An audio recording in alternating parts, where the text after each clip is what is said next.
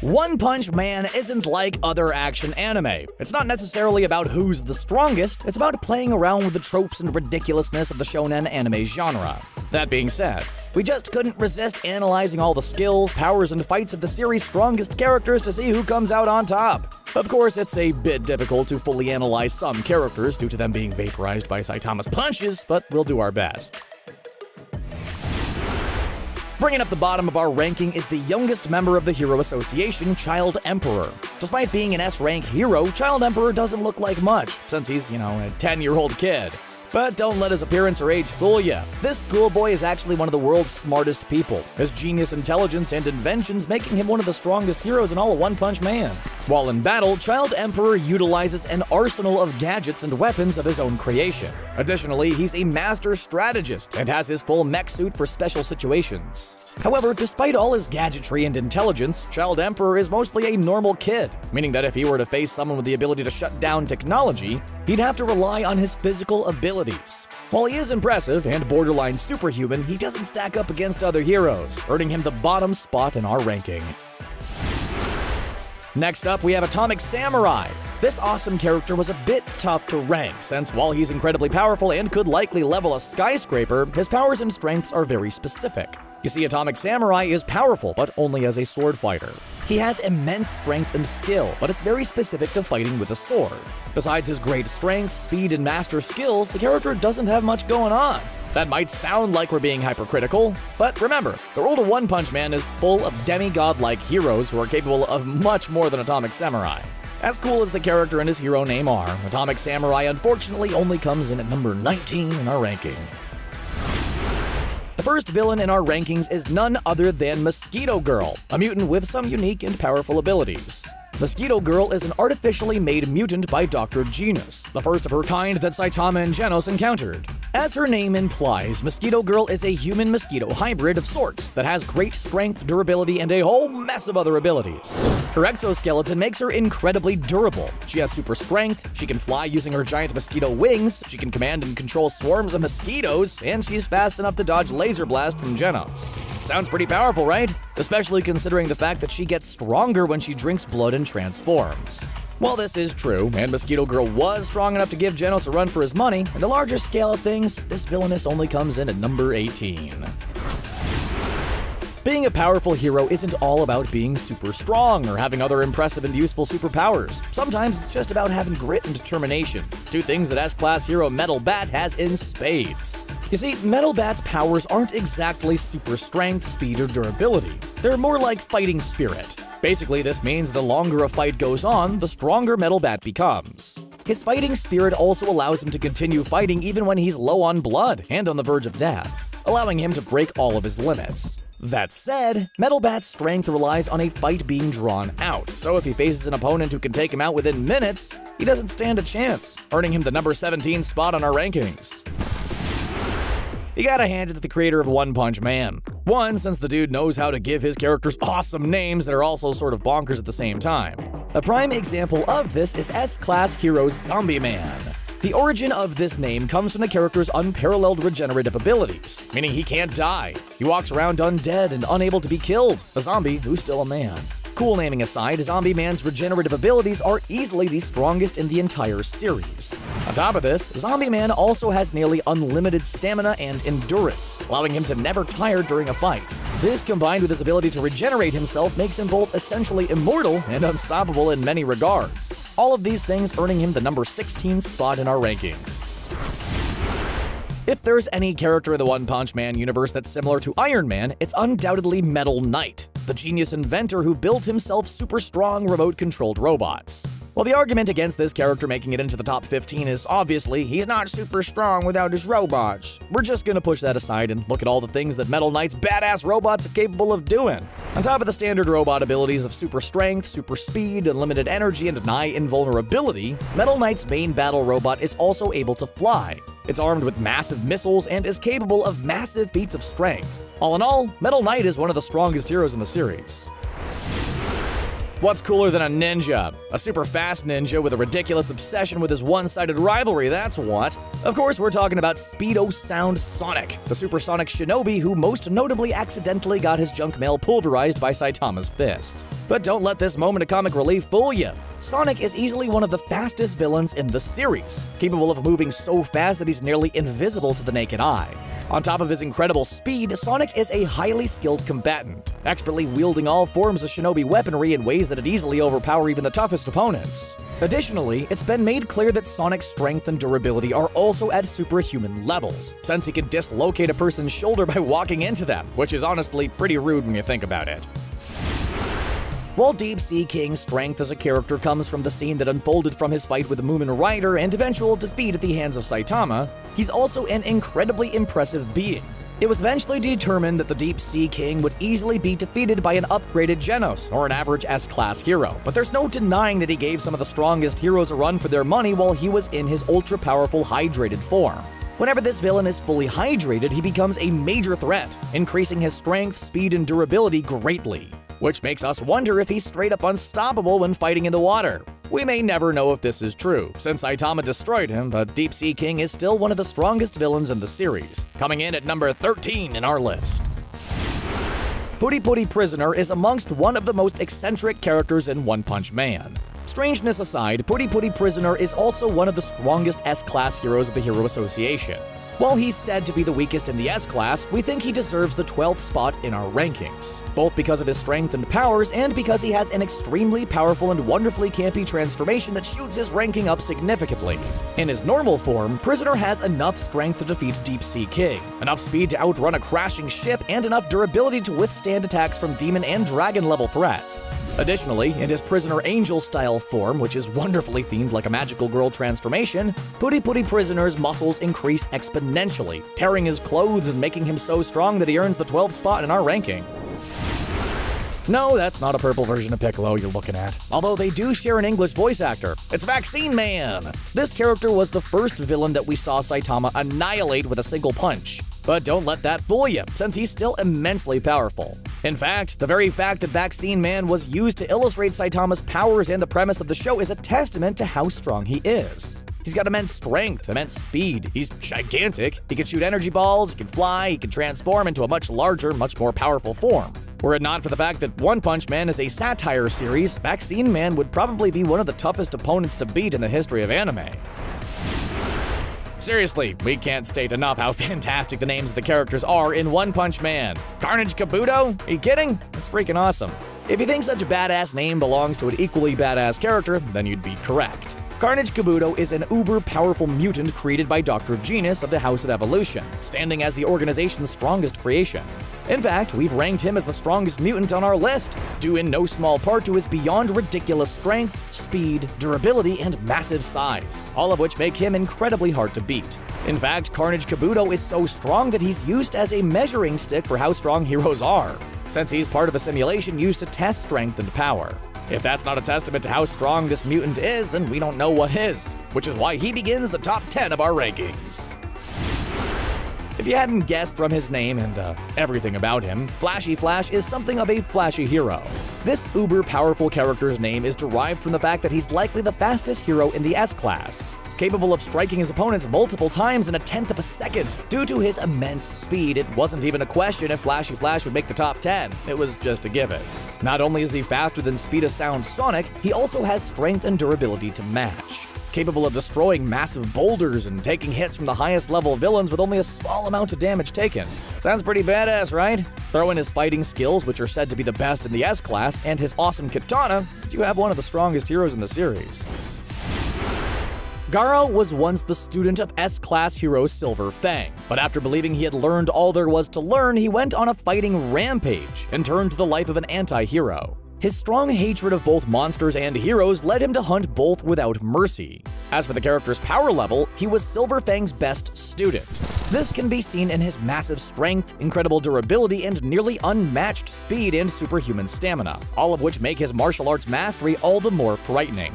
Plus, Garo has also gained a power-up later in the manga, one that not only increased his strength, speed, and durability, but also gave him the ability to learn and adapt to a fight at an incredibly fast rate. This makes him stronger with each passing second and advances his healing capabilities.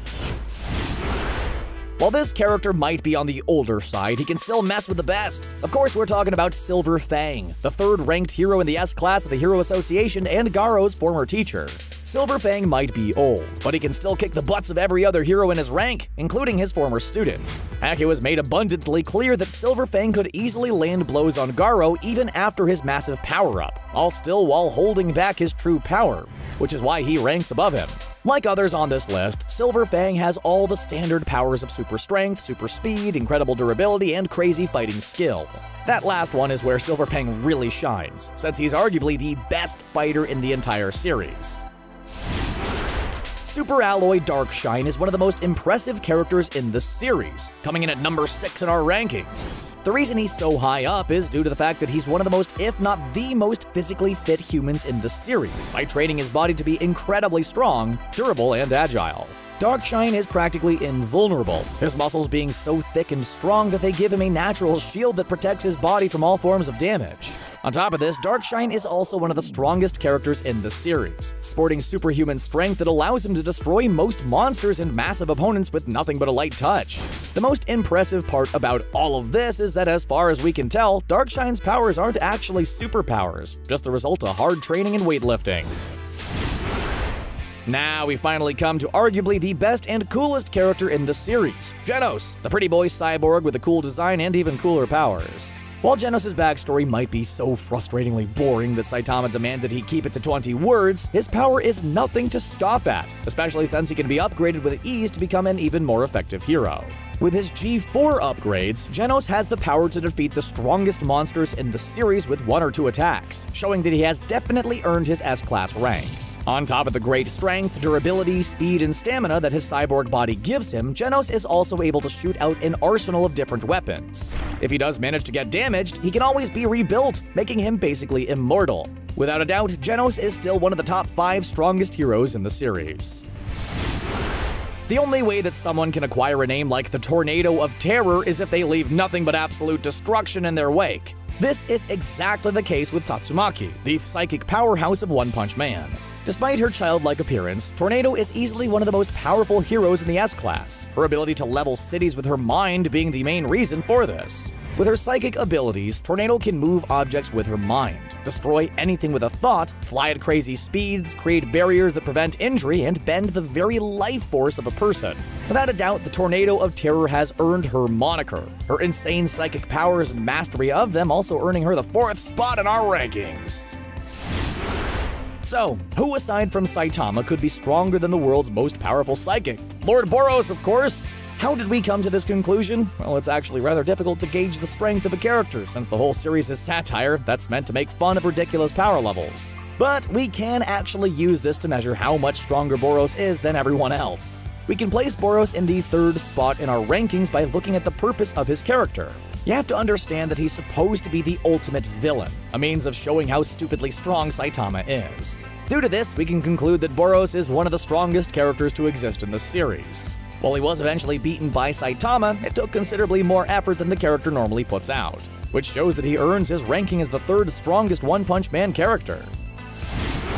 Coming in at number 2 is the hero Blast. Some casual fans of the series might be wondering who the heck this Blast guy is, and that's fair, since he's yet to actually show up in the series.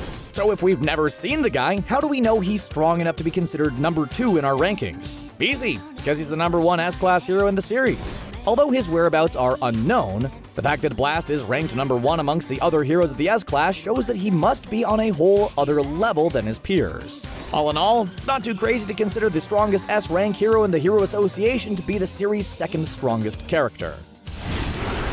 Finally, we've come to the strongest character in One Punch Man, which is, surprise, surprise, it's Saitama. He's the strongest. There's no need for us to get into Saitama's powers and the level of his strength, since as you all know, the whole point of the character in the entire series is that he's too strong. So strong that he defeats all of his opponents in 1 punch. The whole gag is that he's too powerful to find a challenge, meaning Saitama is as strong as he needs to be to outclass everyone. Makes sense. As for the in-story reason for Saitama's strength, some have theorized that he broke his body's limiter, allowing him to become stronger than anybody is capable of. or that his actual superpower is gaining the strength needed to defeat his opponent. Whatever the reason, there's absolutely no denying that Saitama is the strongest character in One Punch Man. What is better than watching Saitama punch bad guy in One Punch Man? How about a whole dang video dedicated to watching some of Saitama's most epic punches? From the bloody to the brutal to the downright hilarious, we got them all compiled in one spectacular video. So let's take a look at some of Saitama's most amazing punches throughout the first season of One Punch Man. But be warned, this video might make you want to run out and punch a monster of your own. When the Deep Sea King rose from the watery depths to conquer the world, unfortunately, Aquaman was nowhere in sight to help fight. The Deep Sea King quickly tore through heroes like tissue paper, leaving Stinger, Lightning Max, and Putty Putty Prisoner broken and beaten to a pulp. He also managed to leave Sonic completely naked, vowing vengeance, but come on, we don't really expect Sonic to do anything. There's only one hero who can take the beast on. That's right, Moomin Rider. Okay, maybe not him. Genos? Also, no. With everyone else in various states of dead, only Saitama can handle the situation, and it's one epic punch. He not only blows a hole through the exaggerated pufferfish, but his punch has so much power that all the rain in the vicinity vanishes. It's like the rain clouds saw what Saitama was capable of and decided to turn tail and run. This punch is awesome, but one of the best parts came afterwards, where Saitama is a true hero and falls on his own sword. In order to defend the strength of the other heroes who were beaten fighting the Deep Sea King, Saitama claims he isn't that strong and only beat the villain after the other heroes weakened him. Lord Boros pulled off an incredibly rare feat. He's technically the only one to last more than one punch from Saitama. Sure, this is definitely up for debate, but Saitama's first punch broke Lord Boros' special armor that contained the one-eyed alien's true power. So that technically doesn't count. The next punch only seemed to be focused on Lord Boros' appendage, and it completely tore off his arm. But the intergalactic villain just grew it back almost immediately. It's clear that Lord Boros wasn't just another villain, but someone who could potentially make Saitama at least maybe break a sweat. It's during this fight that Lord Boros revealed his tragic purpose. He, like Saitama, has grown bored with all of his power. It was prophesied that he'd eventually find someone that'd remind him of his love of fighting, and has since been traveling through the universe searching for that person. Unfortunately, he found him on Earth. Saitama proved to be everything Lord Boros was looking for, and their epic fight was a worthy conclusion to the season.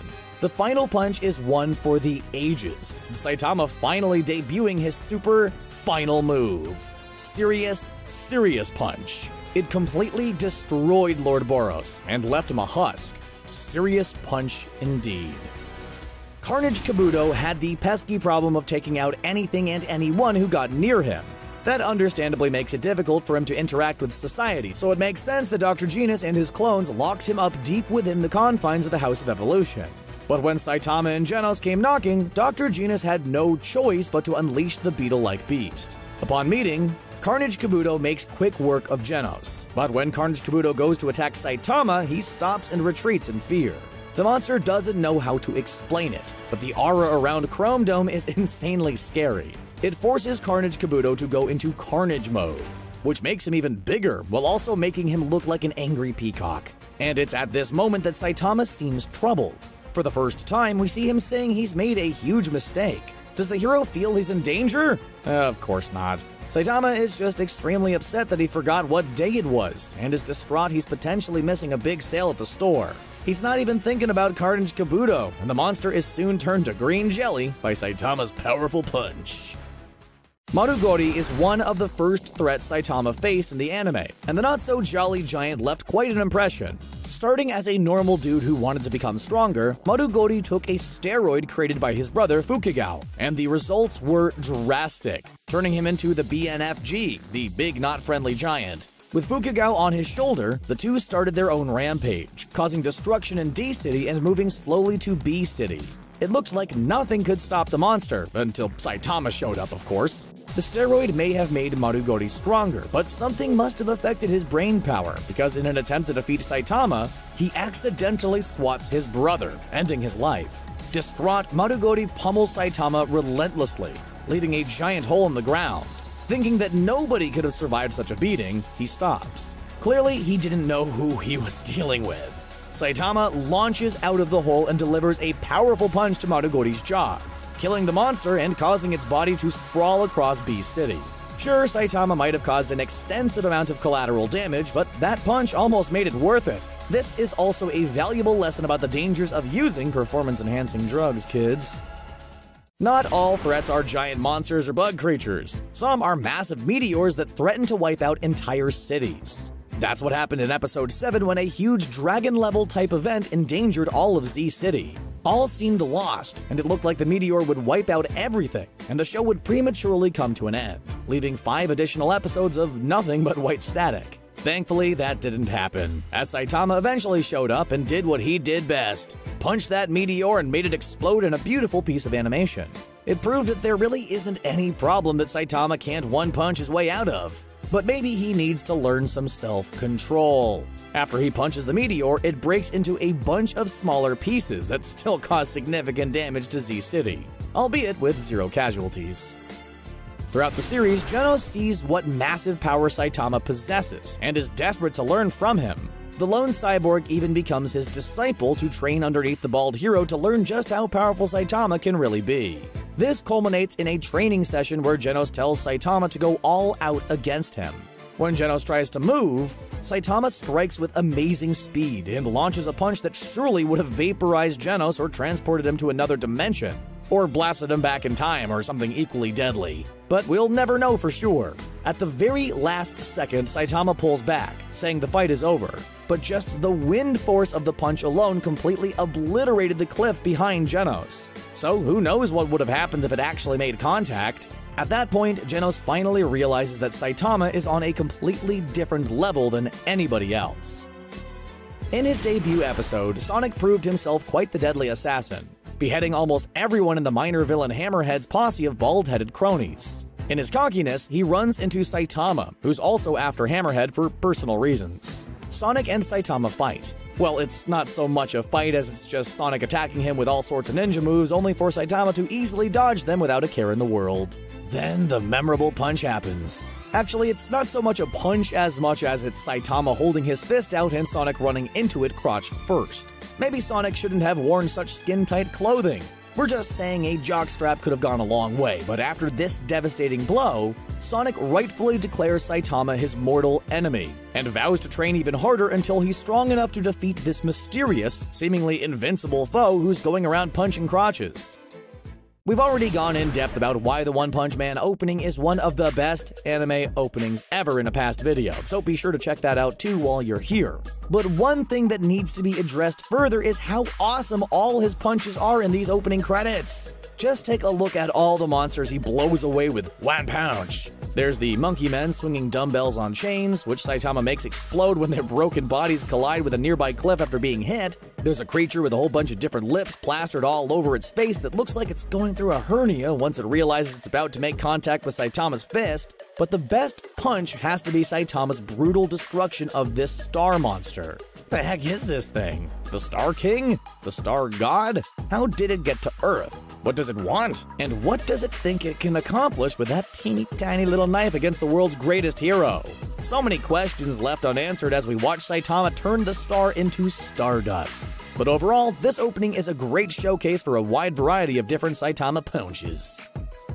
After his interest was piqued about Saitama's abilities, mad scientist Dr. Junis sent an army of genetically engineered monsters to capture him for further research. The fiercest out of all of them was the feared Beast King, a lion-man hybrid who looked like the Cowardly Lion on steroids, but he wasn't all bad. Once fully ready, the Beast King went into full beast mode.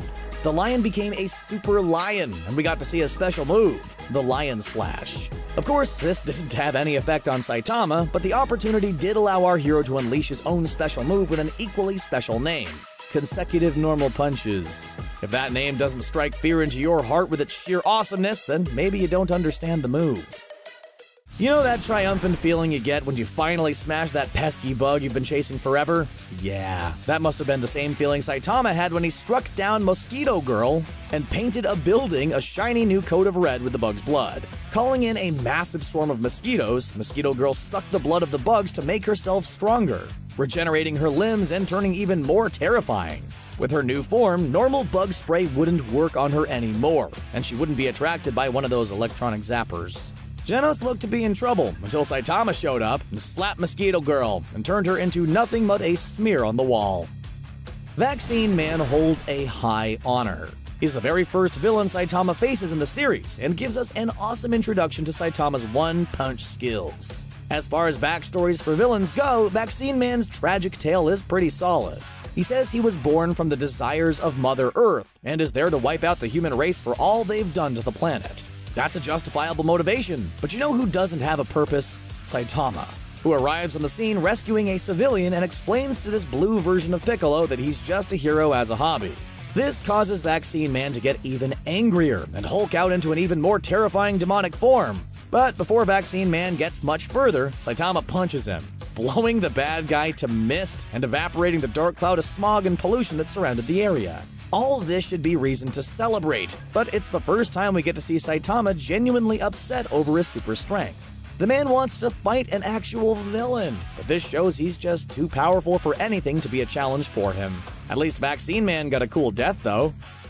What is it with kings and their desire to conquer all of humanity? By the end of the series, we'd seen a lot of different wannabe kings, but one of the most memorable was Pluton, the king of the underworld. We don't know what type of underworld there is in this universe, but if it's led by terrifying giant pig creatures, then it's probably a place we'll try to avoid. Pluton, fully decked out with patches, clothes, and an assortment of odd tubes on his face, arrives on the surface with a familiar motivation. He wants to take the surface world for himself and take out anybody who stands in his way. Yada yada yada. By now we have a pretty clear idea of what's going to happen to him. Genos distracts him and keeps him occupied long enough for Saitama to show up and deliver a massive punch. It destroys Pluton instantly and theoretically solves the world's hunger problem as Pluton's hammy meat parts rain down from the sky. The subterranean people's invasion is the very definition of expectation versus reality. Saitama envisioned the underground people as the ultimate opponents, terrifying monsters rising up to conquer everybody on the surface with efficient brutality. Creatures that had actually challenged the hero and take him to the very edge, reigniting his passion and love for heroism once again. In his dream, the subterranean people confront Saitama after ripping him from his bed and causing an insane amount of destruction to his city. Facing a seemingly worthy foe, Saitama delivers a punch that obliterates his enemy completely. It's so awesome, and the impact probably could be felt from space. But the fight doesn't end there. Their leader, the Subterranean King, emerges and promises to be everything Saitama wanted, meaning powerful and able to go toe-to-toe with Saitama on every level. And then he sadly woke up from that dream. In reality, when the Subterranean people make their move against the surface dwellers, the results are underwhelming. They were nothing like Saitama thought, proving to be just more paper people. They quickly fled in fear. Most people dream of becoming rich and famous, but not our hero. Instead, Saitama dreams of being beaten up by a dirt man with magma swords.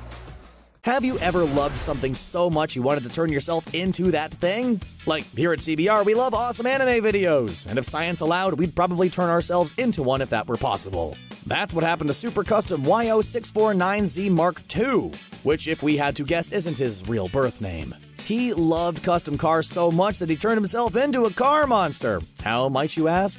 Who knows, because Saitama quickly turns him into spare parts without batting an eye. We didn't technically see the punch that turned Combo Infinity into soup stock, but that's what makes this punch all the more intriguing. The giant seaweed monster proved a formidable foe for a lot of A-class heroes, including Golden Ball and Spring Mustachio, two characters in desperate need of their own spin-off, and came out victorious. The probably slimy villain had shown up in Z City after hearing the mysterious rumors of a really strong fighter living there. But Combo Infinity was disappointed in the lack of a challenge from the opposition and decided to declare itself the strongest creature in the city. Nobody could beat it, or so he thought. While gloating, Combo Infinity comes across a certain bald-headed tracksuit-wearing hero returning from the supermarket. Saitama is sad because he forgot to buy Combo's soup stock and is wondering what to do for dinner. He sees Combo Infinity, and that's the last time we see that monster. The next shot is Saitama boiling seaweed for his soup, so we'll never know how their fight went. We can assume it went something like this. Saitama threw a punch that imploded every electron in Combo Infinity's body, and the monster's body simply imploded in on itself in some sort of crazy black hole. It's a working theory. Imagine you're an everyday citizen in One Punch Man, and suddenly you come across a radioactive kangaroo. It kicks you square in the face, and you're granted some super kangaroo powers. You name yourself Captain Kangaroo, and your new mission is to deal devastating damage to drug-dealing dopes with your super kangaroo kicks. And you have an overwhelming urge to put children in your pockets. But not so fast. If you want to be a hero, you have to follow the rules, and in this crazy One Punch Man universe, there sure are a lot of them. So before you do battle with your arch nemesis King Koala, let's go over some of the biggest rules you have to follow to be a hero in One Punch Man.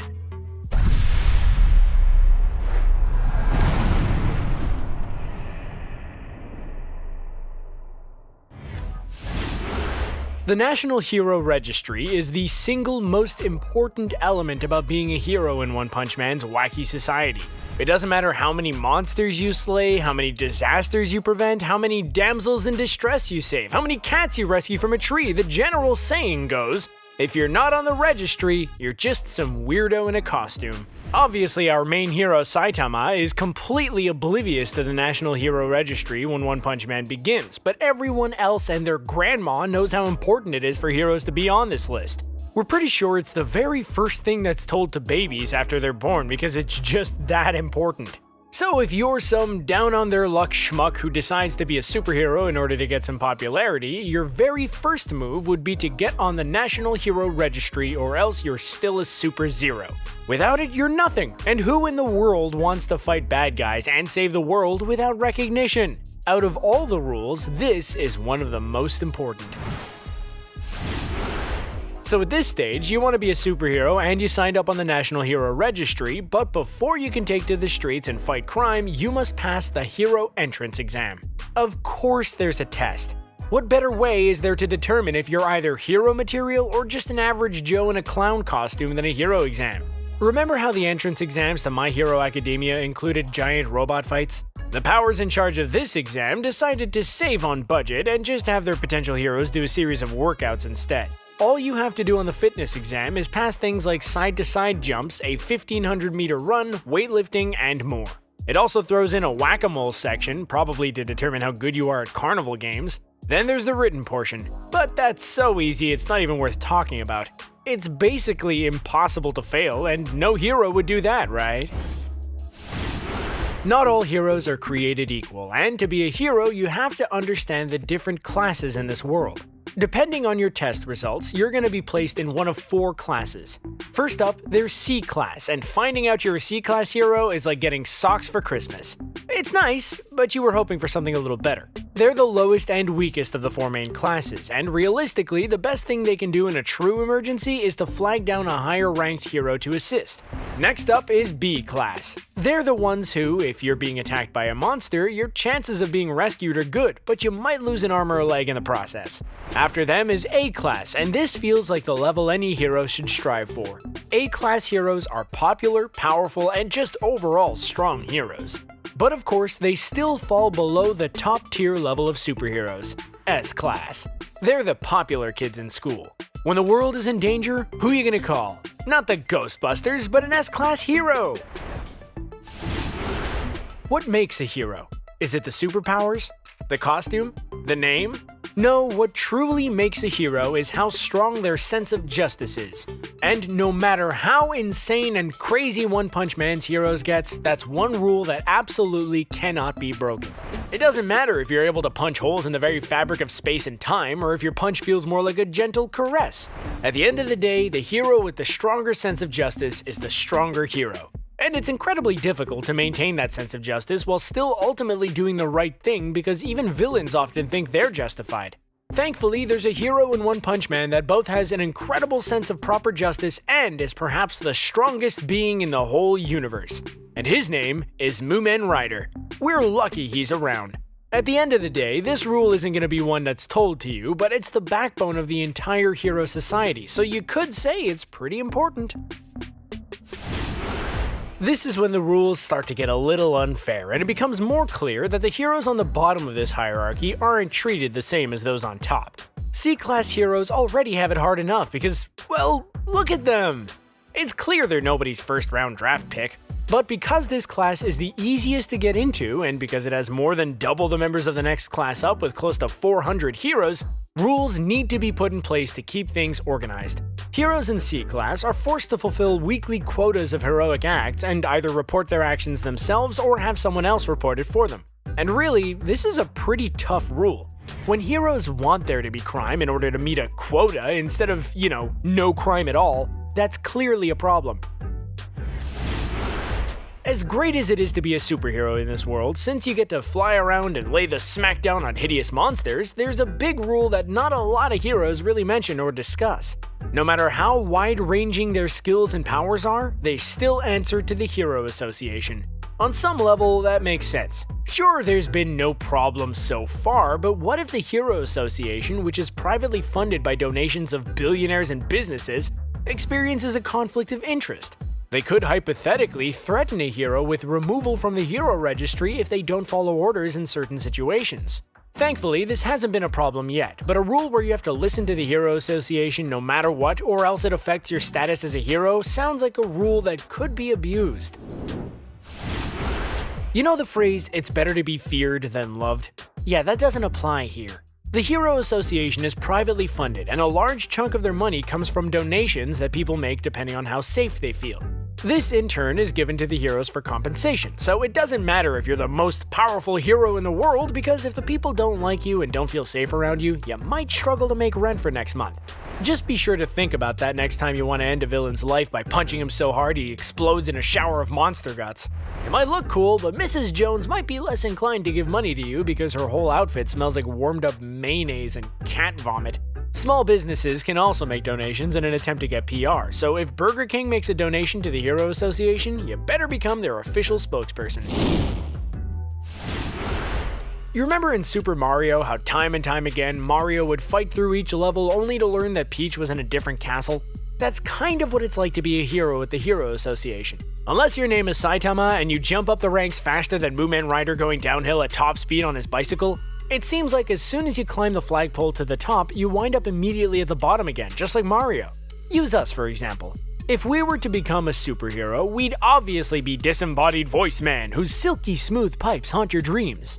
And most likely we'd end up in the C-Class near the bottom.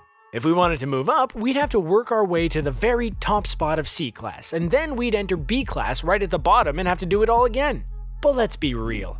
Mooman Rider is the #1 hero in C-Class, so that means it's impossible to move up because no one can overpower Mooman Rider.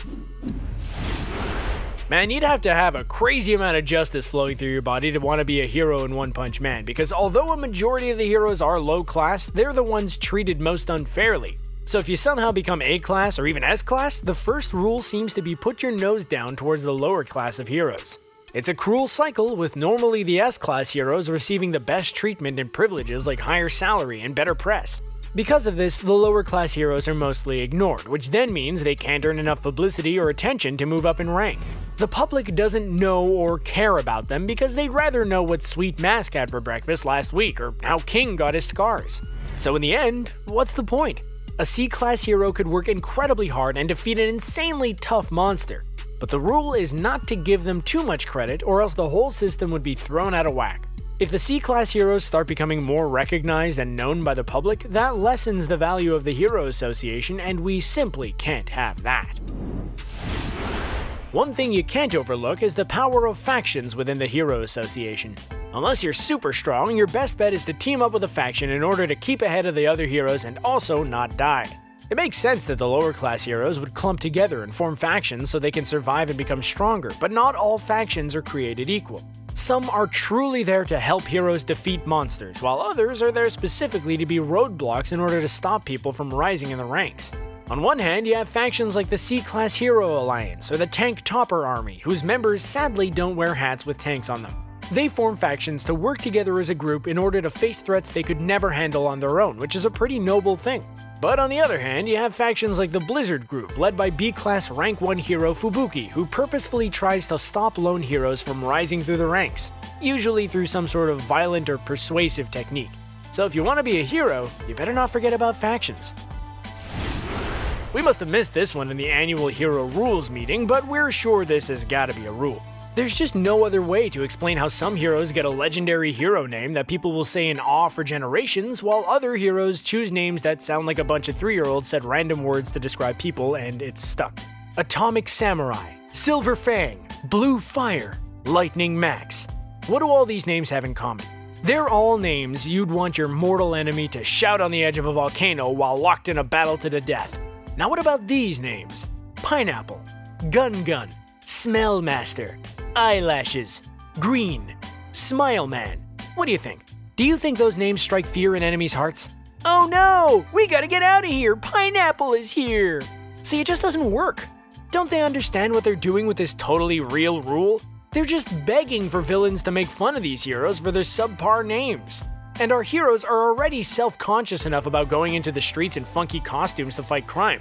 So how about we fire Ned the Name Picker and get someone more consistent and considerate?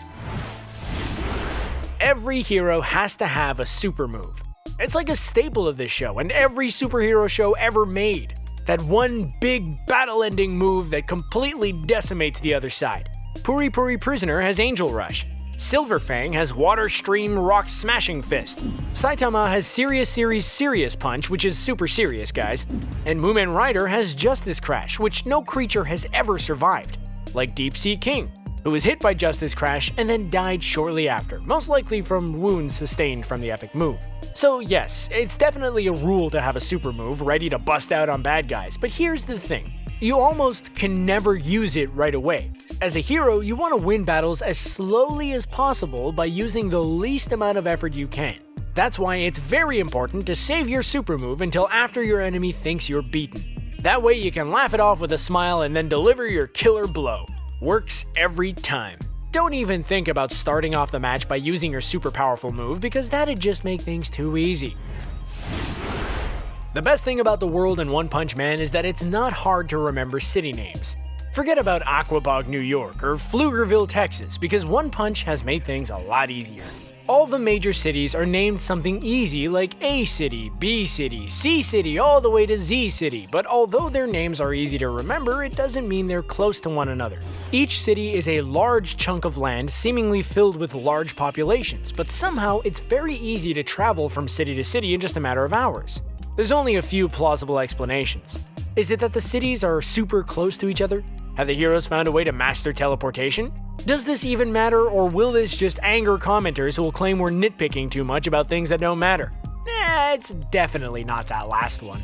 All we know is that somehow the heroes are traveling fast between each major metropolis, which means there must be a strange rule about not sharing the secrets of fast travel with the public.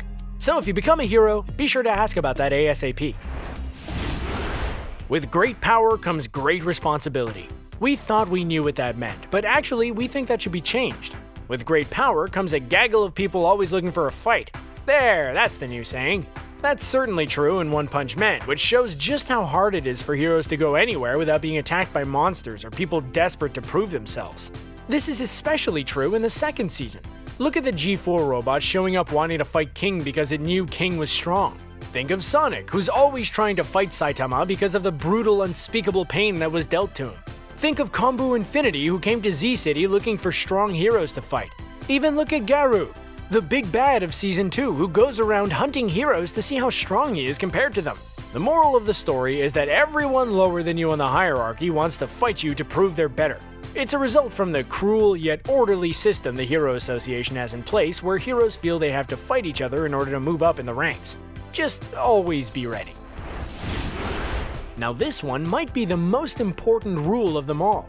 If there's one thing that heroes have learned in One Punch Man, it's that it's almost impossible to get Saitama to do anything. He's too strong to be intimidated, too oblivious to be manipulated, and too simple to outsmart. No matter what, the rule of thumb is this.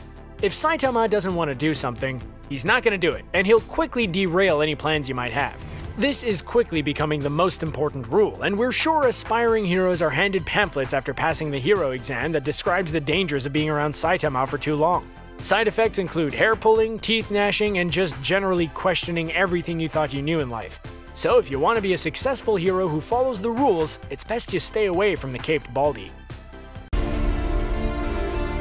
One Punch Man is at its best when the humor, the action, and the animation all collide to create something epic. And although the second season hasn't been quite as strong as the first, the show has remained an enjoyable look at a guy who can beat anyone with a single punch. But that doesn't mean the show hasn't pushed boundaries. Today we've put together a list of instances when One Punch Man took things way too far. So let's get right into it, right now!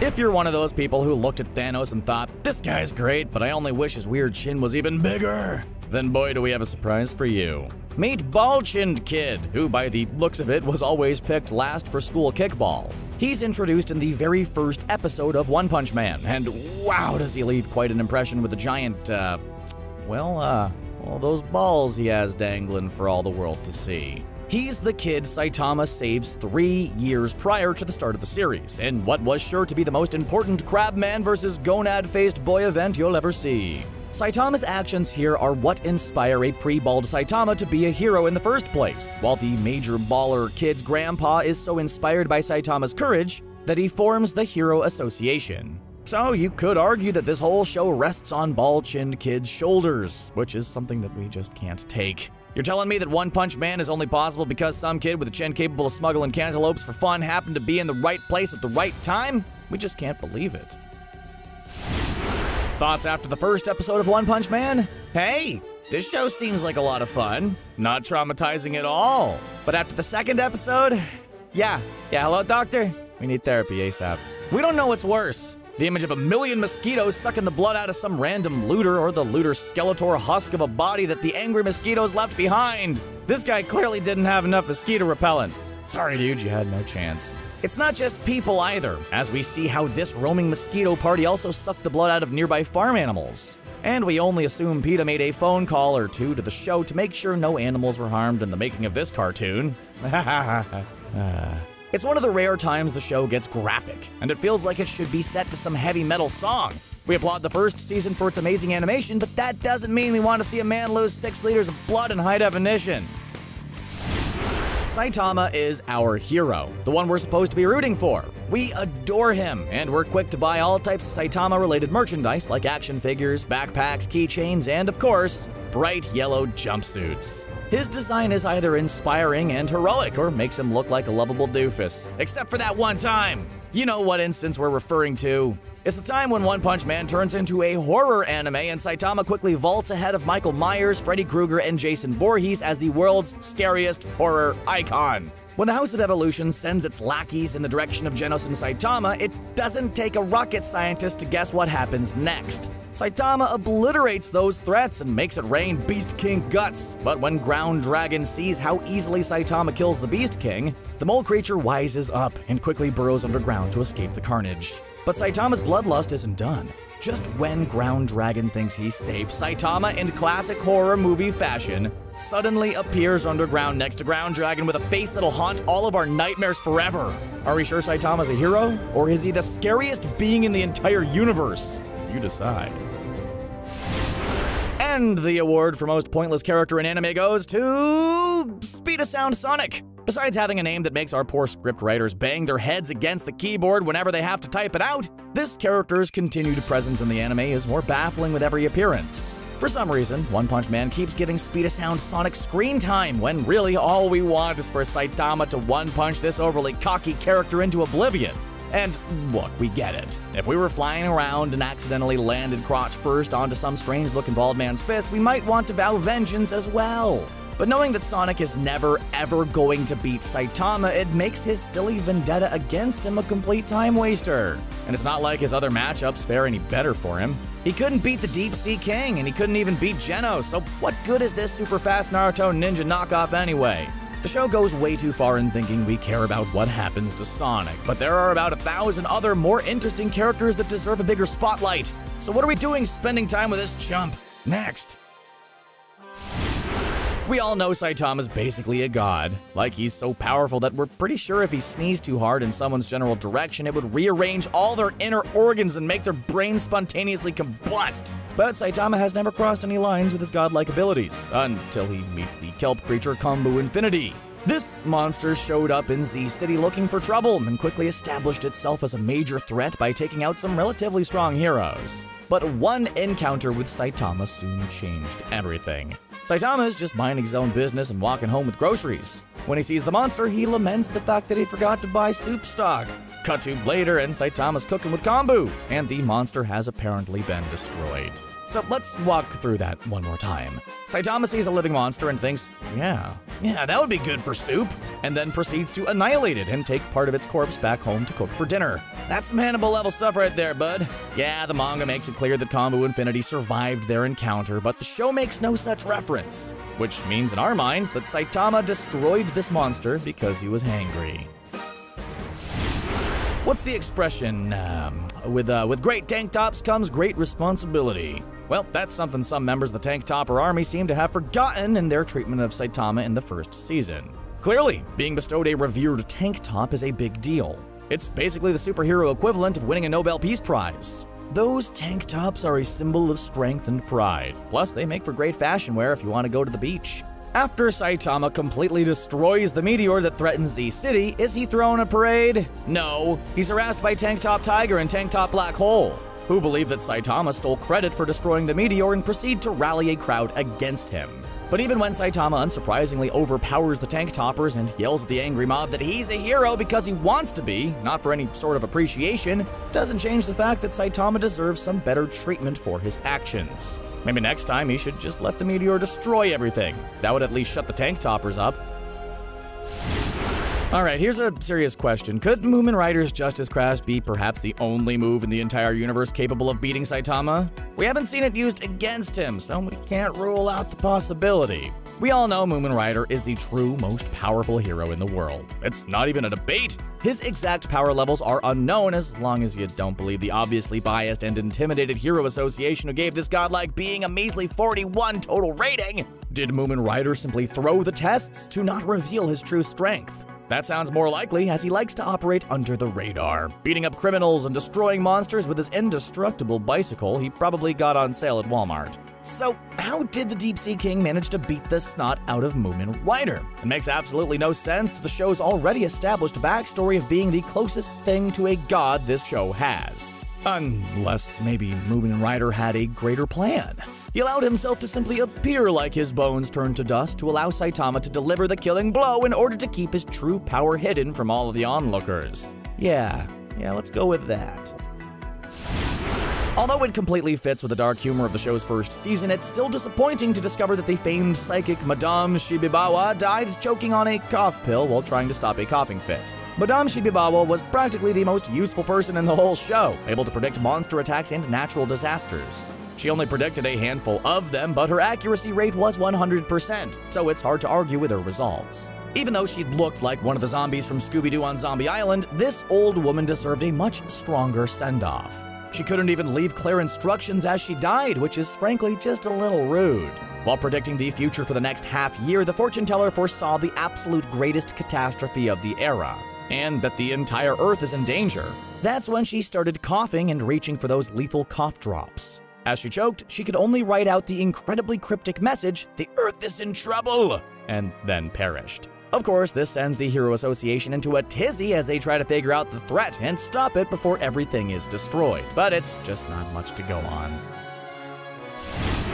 In One Punch Man, we're used to the idea of collateral damage. We've seen a whole range of tiger, demon, and dragon level threats cause a bunch of devastating destruction to cities. Heck, in the first episode, we saw a man inject himself with a ridiculous amount of steroids and start making craters where buildings used to be. But all the mass damage we saw pales in comparison to the destruction of a city. 1 minute, millions of everyday citizens are minding their own business, doing whatever it is they do in this world for fun, and then before they know it, they're vaporized in an instant. The real kicker here is that all the supposed strongest heroes are in the city, but they're the only ones protected because they're sitting cozily in their practically indestructible headquarters. Let's say that again. Over 99.8% of the city is destroyed, and millions die. But the only ones unaffected are the heroes sworn to protect them, just because their expensive building is better than the rest of the city. Seems kind of unfair, huh? And the hits keep coming. Afterwards, Metal Knight rebuilds the city by making it just a bigger Hero Association building while everything else is a wasteland. How dare they? When One Punch Man introduced the Council of S-Class Heroes, one of the most interesting people had to be the rank 7 hero king. He was this hulking mass of muscles and intimidation. He looked like he'd eat rusty nails for breakfast and tacks for snacks. He looked like a boulder that gained sentience and decided to hit the gym. It's no wonder why his nickname was the strongest human alive. And he quickly gained quite the fan following. Men wanted to be him. Women also wanted to be him. And mutant monsters wanted to fight him all the time. Hey, if you call yourself king, be prepared to defend that crown. But our minds were blown when the truth finally came out. One day, a massive robot named G4 stepped up to take on the world's supposed strongest person. And what does the king do? He quietly flees in terror so he can go play video games. Yeah, that's right. We soon discovered that King is just some random otaku who was given credit for all the good work Saitama did and quickly ascended the ranks. This just goes to show that you should never meet your heroes. They'll just wind up disappointing you. Oh god. There are a few big rules in life. 1. Never cook bacon with your shirt off. 2. Don't eat yellow snow. And 3. Never steal another person's PSP. While we have no proof that Saitama would break rules 1 and 2, we caught him red-handed when it comes to the very important rule number 3. In the second episode of the second season, Saitama befriended King, even though King has been lying about his strength and taking credit for all of Saitama's work. The two seem to get along great, using the universal bonding experience of playing video games together to basically become best friends. But everything's almost ruined when Saitama commits the cardinal sin. Not only does he steal King's PSP without asking, he accidentally erased all of King's saved data. Now, anyone who's ever spent countless late-night hours toiling away at a video game knows that accidentally deleting all your hard work is heart attack-inducing. There's no worse feeling than carelessly clicking yes to overwrite existing data. And even though King was a liar and a coward about his abilities, no one deserves that. To top it all off, he even smushed one of the buttons in. Does Saitama's cruelty know no bounds? Yes, we get it, One Punch Man. Moomin Rider practically oozes justice out of every orifice. He can't make any decisions without consulting his inner justice fairy to make sure he stays on the straight and narrow. But come on, dude, read the room when it comes to stopping incredibly dangerous individuals like Garo. The second season has set up Garo, a human monster and white-haired Ace Ventura wannabe, as one of its big bads. The villains made it his mission to track down the strongest heroes and fight them. He's like Stain from My Hero Academia in a way. One of the heroes he comes across is Moomin Rider, who doesn't pose that big of a threat. Before Garo can liquidate Moomin Rider, the S-Class hero Tank Top Master intervenes, which excites Garo because he's never fought an S-Class before. Tank Top Master does prove to be quite formidable, and even gets a chance to deal a finishing blow to Garo, only to be stopped by Moomin Rider. The bicyclist believes heroes shouldn't kill humans, but Garo regains the upper hand and beats them both to a pulp. Way to go, Moomin Rider. Your strong sense of justice almost got you killed again. But we know it was just a little trick, because you're the strongest. For some strange reason, One Punch Man keeps challenging us to be attracted to some of their most dangerous female villains. Back in Season 1, Mosquito Girl had us debating whether or not it was worth risking our blood being sucked out by a swarm of hungry mosquitoes if it meant gaining the attention of attractive half-girl, half-mosquito hybrid. Don't worry, we came to our senses and we're glad when Saitama made her go splat. But Season 2 introduced a new evil villainess with a costume that, let's just say wouldn't do well in colder temperatures. Super S appears with the Monster Association and proceeds to start wrecking everything in her path. She dresses like a dominatrix and uses her whip to hypnotize her opponents to make them follow her every word. Once whipped, people become her love slaves, complete with heart-shaped pupils. Fan service is a staple in anime, but it's surprising to see it come from One Punch Man, which had only a handful of fan servicey moments like the loving focus on Saitama's shiny bald head, or Genos in a revealing apron washing dishes. Having a character like Super S is shocking, yet we also love her and would do anything she says.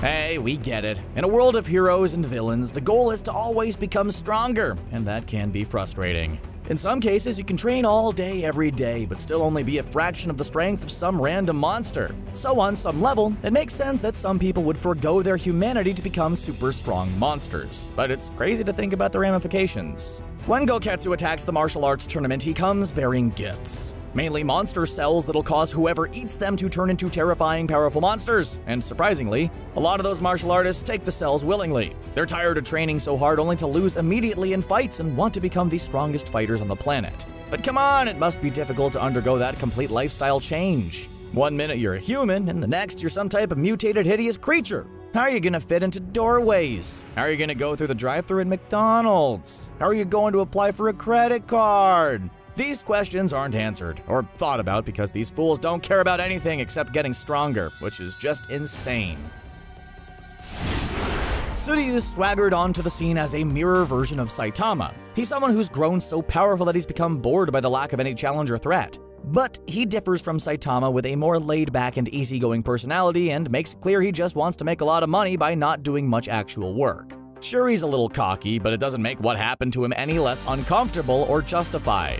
When the big monster Goketsu arrived at the tournament with monster cells to turn people into beasts, Tsuruyu is one of the heroes who stands defiant, throwing it back in the monster's face, most likely because becoming a monster means he'd no longer be able to take beautiful girls out on dates. We're expecting Tsuruyu to get a little beat up and become humbled, but it's actually quite disturbing the extent to which he's tortured and mangled. His suffering is extremely bloody and over the top, unlike anything we've seen happen to a good guy on this show before. Hearing him as a blubbering mess first begging for his life and then desperately crying for help from a hero is one of the most uncomfortable things we've seen on the show.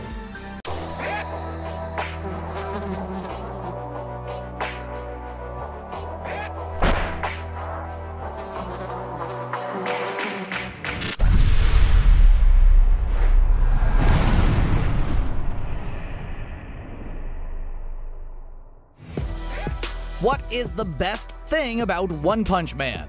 The animation? The epic punches? Sonic's quest for vengeance against Saitama? Just kidding, it's definitely not that last one. Nope, the best thing about One Punch Man is the humor. The show is jam-packed with hilarious jokes and laugh-out-loud moments that we just had to make a list to talk about them. Today's video is all about the most hilarious moments in One Punch Man, so let's get into it right now.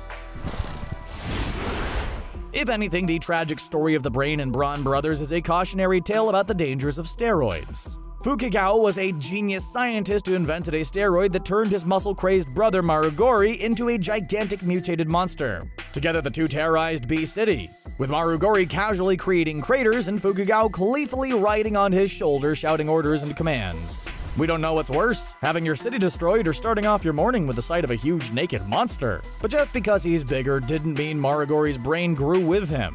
When Saitama lands on his shoulder wondering who the heck is making all that racket, Fukigao orders Marugori to crush the person on his shoulder. Marugori must have mistaken his right from his left because, well, let's just say that his brother learned what it was like to be a fly swatted by a fly swatter.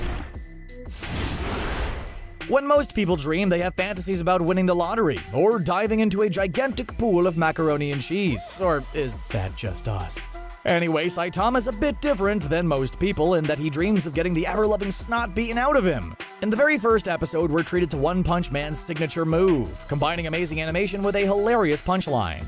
As he sleeps, Saitama is ripped from his bed by the terrifying Subterraneans. An absolutely epic fight occurs with Saitama finally facing enemies that challenge him. Even the huge Subterranean King looks like he'll be more than a match for Saitama, but sadly that's not the case. It turns out that it was all a dream, and when the Subterraneans actually do show up, Saitama defeats the king instantly, causing the others to raise the white flag and retreat. Hopefully one day you'll find someone to beat you up proper, Saitama. We really feel for Saitama here. There's nothing more annoying than a bug that refuses to be swatted. We've all been there. We're just minding our own business when a noisy bug starts buzzing around us. It avoids our initial swats and we start to get annoyed. We try harder, yet the elusive flying pest just keeps evading everything and somehow that buzzing gets even louder. Saitama experiences something similar as he tries to swat a mosquito that's annoying him. There's something inherently funny about the strongest being in the entire universe failing miserably to swat one tiny bug. It's even funnier when you compare that to poor Genos, who's close by taking on a massive mosquito creature that almost causes him to blow himself up out of desperation, only for Saitama to appear and slap the monster so hard she turns into an abstract mural on a nearby building. One of the funniest moments in One Punch Man happens when a group of artificial mutants show up looking for Genos. Their second-in-command, Armored Gorilla, speaks in a robot voice and is confident they'll never defeat their main fighter, Beast King. Immediately, we cut to Saitama holding the bloody remains of Beast King, and Armored Gorilla suddenly cracks. He starts whining and pleading for his life, saying he only spoke in a robot voice in an attempt to sound cool. The icing on this already hilarious cake comes when we see Armored Gorilla later running a takoyaki shop with his old master. We're glad that was a better fit for this cyborg monkey. Was he sent from a dying planet to our world? Was he bitten by a radioactive spider? Did he rub a magical lamp he found in a cave? Nope. Turns out Saitama just has a very strict exercise plan, and that's what caused him to become the strongest person in the entire known universe. The reveal to Saitama's amazing power is one of those laugh-out-loud moments in One Punch Man because it's just so unexpected, yet also totally makes sense for this show. 100 sit-ups, 100 push-ups, a 10-kilometer run, then 100 squats every single day. Also, make sure you don't use air conditioning in the summer or your heater in the winter to keep the mind focused, and be sure to eat 3 meals a day. Do this every day no matter what, and in a few years you'll have the strength of Saitama, but be warned, you might go bald as a result. When the neon glow stick Carnage Kabuto starts pummeling Saitama, the bald hero recognizes he made a very big mistake. Don't worry, it has nothing to do with a gigantic mutated wild berry Skittles-looking monster unleashing a flurry of devastating punches on him. Nope, Saitama couldn't care less about that. In fact, he barely notices that he's being thrown around the room like a rag doll. There are obviously more important things in life. What does bother Saitama is the fact that he mixed up his days and the big sale at his local market is going on today and not tomorrow. The anguish we hear in Saitama's voice as he realizes he's missing out on some sweet, sweet deals is perhaps the most emotional we ever seen the hero. Throughout the show, Saitama hasn't shown much fear. Why would he? The dude's strong enough to probably jump all the way to Jupiter and back without breaking a sweat. But he's still human, and therefore has to be afraid of something. If his nightmares are any indication, it's a situation that we can all agree is super gross and uncomfortable. One scene has Saitama jerk awake while shouting about someone asking to play rock, paper, scissors with him. Except the challenger has a booger on his finger. Ugh! Oh, the horror! As much as we despise Speed-O-Sound Sonic for his silly one-sided vendetta against Saitama and his frustrating, confusing name, we can't blame the nimble ninja for wanting revenge against Saitama for what was done to him. Although Sonic tried his best to beat Saitama, nothing worked against our yellow jumpsuited hero. Sonic's go-to move of jumping around really quick just had no effect on the guy, which should have been his first warning sign that things weren't going well. Things took a disastrous turn when Sonic fell crotch first onto Saitama's fist, which presumably had the strength to render Sonic infertile and probably caused him to speak like he just inhaled 40 helium balloons or something. It's an incident that proves to constantly haunt Sonic no matter what, making Saitama out as some crotch-punching monster that must be stopped at all costs. We all knew those people in high school, the ones who rocked at all possible sports but couldn't read a Dr. Seuss book to save their lives. Well, that's basically Saitama when he goes through the tests to become a professional hero with the Hero Association. As expected, he completely dominates every physical challenge thrown at him in hilarious fashion. Weightlifting, side jumping, shot put, and vertical jump records all crumble and turn to dust under Saitama's immense power. It's insane. He's clearly on track to become recognized as the most powerful hero around, until that pesky written part of the exam. Although his stamina, endurance, and power all were unfathomable, his effectiveness was a measly 3, his justice level was a 1, his popularity was a 1, and his intelligence was also a 1. It unfortunately results in a low rank for our hero. Maybe he should have studied just a little bit. The universe is a funny thing. Take Kombu Infinity for example. A villain covered with seaweed tentacles who makes their way to Z City looking for strong opponents to fight. After defeating 2 pretty powerful heroes, Kombu's feeling pretty groovy. That is until he crosses paths with Saitama returning from the grocery store, and you can guess how that goes. Upon lunging at him, Saitama realizes he forgot to buy kombu soup stock while at the store. Cut to Saitama cooking kombu soup with Genos, noting how much kombu there is outside of the apartment. Saitama lies, saying he got it for cheap, presumably because he doesn't want to tell Genos that they're about to eat soup made out of spare monster parts. In the manga, it's made clear that Kombu Infinity survived their encounter, but the anime makes it look like Saitama killed a monster, cooked it, and ate it. Hardcore, dude.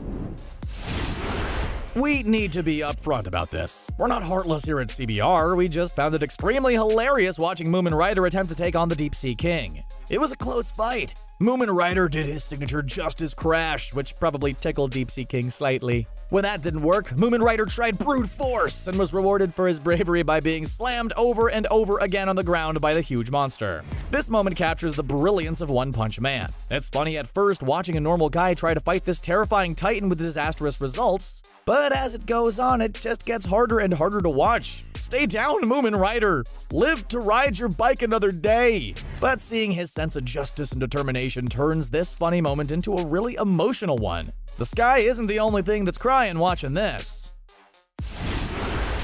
Imagine you were in a room with some of the world's most powerful people, be it celebrities, world leaders, or just general people that you'd like to impress. If you're worried about embarrassing yourself, just know that you can never have a worse first impression than Saitama when he meets all the S-Class heroes. He calls the number 4 hero Atomic Samurai middle-aged hero dude, and when the number 2 hero Tornado of Terror starts berating him for being there, he calls her a sassy lost child and walks away. Later at the meeting, he asks the supposed most powerful group of heroes in the world for some tea, and just generally doesn't seem to understand where he is or what he's doing. You know, it was worth a try. When the alien invaders attacked a city, Saitama quickly jumped on board and started punching everything in sight. When making his way through the ship, the second in command speaks over the intercom and tries to threaten a clearly lost Saitama to leave. But once Saitama reveals he can't leave because he doesn't know the way, the second in command nervously tells him the path to the exit. Saitama, of course, goes the opposite way, much to the tentacle monster's terror. He probably should have tried some reverse psychology on Saitama, but sadly, he'll never get that chance. It's the face that launched 1,000 memes. Saitama's famed okay face. But let's provide some context. Lord Boros just showed up with his alien armada, claiming to be the most powerful person in the universe. His ship destroyed a city in an instant, and the mighty Boros looks like the bad guy to end all bad guys. But one punch by Saitama sends Boros reeling. Boros looks defeated until he reveals that the punch Saitama delivered destroyed the armor he was wearing. Armor that he said was used to seal in his immeasurable, irresistible power. This is the sort of statement that should make any reasonable hero tremble in their boots and rush to the bathroom for a change of underwear. The supposed most powerful being in the universe just had his power-suppressing armor broken, and now he's super ticked off. But Saitama just gives an uninterested, okay, and that moment will live on forever in meme form. King, the S-Class rank 7 hero, looks terrifying. He's nicknamed the strongest man in the world and looks like the type of guy you see and go, yeah, I'm going to avoid all eye contact with this guy. When walking home, King scares off a reptilian monster who's too afraid to fight him, but then encounters a huge robot named G4, challenging him to a fight. King calmly asks for a minute to go to the bathroom so he can be at full strength. But then the truth comes out. King is a phony who's terrified of monsters and just has been in the right place at the right time to get all the credit. He's actually just a huge otaku who wants to sit at home and play video games. It's a gut-busting reveal as we quickly turn from fearing this dude to pitying him. Can't he just play his games in peace? Trying to get Saitama to do anything is like parallel parking correctly on the first try. It simply cannot be done. And eventually you're going to wind up frustrated, angry, and sweaty. That's basically what happened when the Fubuki B-Class Rank 1 hero arrived at Saitama's apartment with her discount men in black to try and convince Saitama to join her faction by any means necessary. At first, she tries to persuade Saitama, saying it's better for him if he joins them as she can protect him. Her logic is a strong faction means nobody can mess with them, a notion Saitama immediately cuts down as he sees her faction for what it truly is. A hierarchy to stop heroes from moving up in rank. When niceties don't work, mainly because Saitama has a skull thicker than steel, she tries threats, which also have very little effect on the strongest being in the universe. How do you have a big bad of the season when you know your hero can easily beat them in one punch? Well, the answer is that you make it really clear from the start. From his first introduction, the human who wants to be a monster, Garo, has been hero hunting, constantly going after the strongest good guys to prove he's the best. Well, early on in Season 2, in the middle of his rampage, Garo accidentally crosses paths with Saitama. Of course, they don't know each other, as Saitama isn't popular enough for Garo to recognize, and Saitama sometimes has oatmeal where his brain should be. Anyway, a classic misunderstanding leads to Saitama thinking Garo is trying to rob him, and quickly karate chops him unconscious, and even loses his memory of what just happened. Saitama just continues on his merry old way after that, not knowing he just KO'd the season's biggest threat. Early in Season 2, we see Saitama impersonating a martial artist to illegally enter a martial arts tournament. He wants to learn what martial arts is all about, so he buys a really bad wig and attempts to pass himself off as the martial artist Charanko, who was too injured by Gero to enter the tournament. The ever-loyal Geno sees Saitama trying out the wig and immediately panics. He's worried about his master and quickly calls up the doctor to ask about artificial hair implants that can be given to Saitama, because he's clearly depressed about being bald. It's all sorts of funny because it's nice to see Geno so dedicated to making his master happy, while an annoyed Saitama is a hilarious Saitama. It's a classic case of mistaken identity. Saitama has successfully infiltrated the martial arts tournament under the guise of Charanko with his wig that looks like a cat coughed up a massive hairball.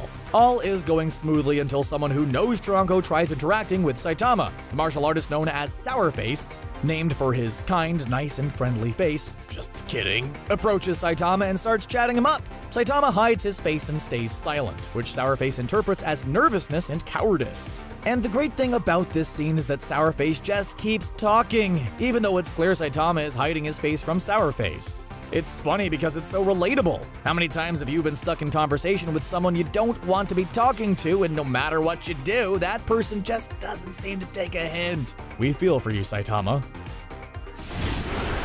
This dude is the number 12 ranked S-Class hero, and he dresses in a full dog suit. He always looks uninterested and bored. He eats and acts like a dog and protects his territory in Q City, often seen sitting on his special perch. This isn't even us trying to be funny, this is just us describing Watchdog Man, who's just an overall absurd hero even for this show. But the funny thing is that he's actually extremely powerful. He'll rip apart monsters and bad guys like wrapping paper on Christmas Day. Well, that's our list of the funniest moments in One Punch Man. Do you agree with our picks? What are some other moments in the show that made you laugh? Be sure to tell us in the comments below, and don't forget to subscribe to CBR for more awesome anime content. As always, thanks for watching.